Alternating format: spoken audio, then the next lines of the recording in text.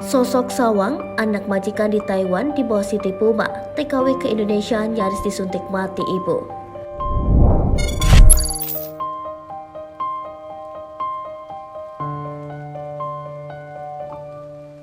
Siti Puma, tenaga kerja wanita asal Indonesia di Taiwan yang membawa anak majikan terbang ke Indonesia, tengah hangat diperbincangkan.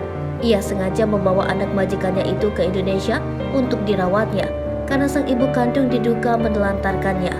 Adalah Sawang, sosok pemuda itu. Sawang merupakan pria berusia 26 tahun, penyandang disabilitas Down Syndrome.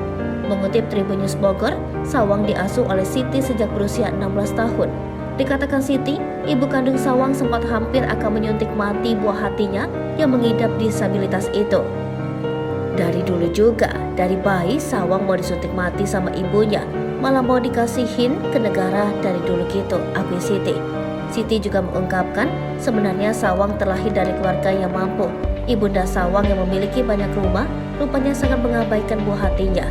Diakui Siti, ibunda Sawang lebih sayang anjing daripada anak-anaknya.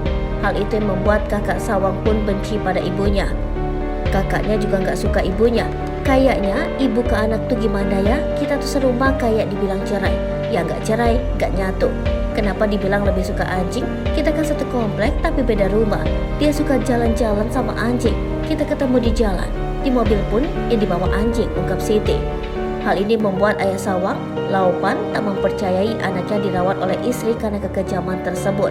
Hingga saat dimana Siti sudah tak bisa melanjutkan bekerja di rumah majikan, ia lalu memutuskan untuk membawa Sawang pulang ke Indonesia. Keputusan Siti ini didukung ayah Sawang karena tak ingin anaknya dirawat oleh sang istri.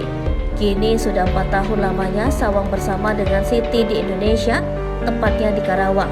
Siti harus menghabiskan uang sekitar 3 juta rupiah dalam 1 bulan untuk memenuhi kebutuhan Sawang termasuk popok dan obat. Uang ini ia dapat dari hasil usaha Siti yang membuka warung kelontongan.